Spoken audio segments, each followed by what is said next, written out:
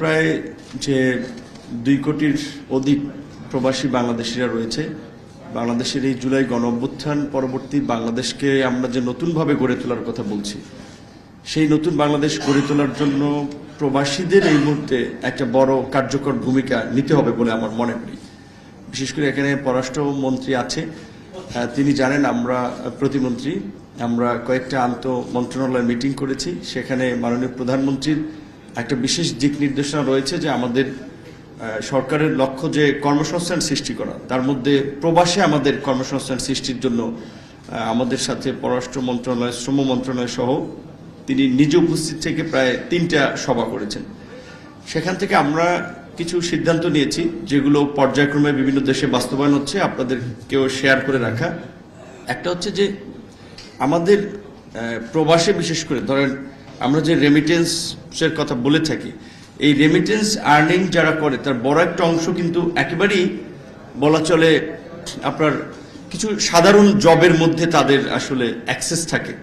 So আমাদের যে আমরা বলি হোয়াইট কলার জব, সেখানে আমাদের কেন সুযোগ থাকে না, থাকে কম সুযোগ থাকে।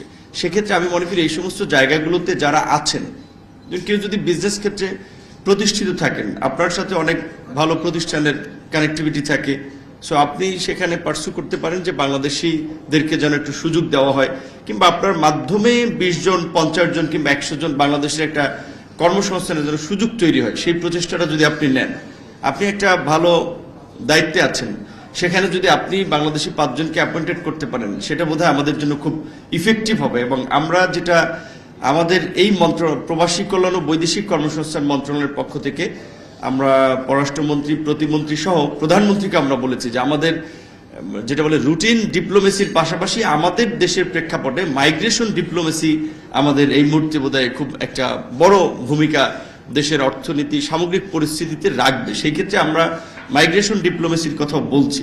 বাংলাদেশের অর্থনীতির পাইপলাইন বলি কিংবা আমরা যেটা সরকারের কাছে বলি যে আমাদের এই মন্ত্রণালয় কিন্তু আমরা টাকা পয়সা সরকারের কাছ থেকে নেই না, দেই, অনেক ক্ষেত্রে আনে, বাইরের ফরেন কারেন্সি কিন্তু এই মিনিস্ট্রির থ্রুতে আসে।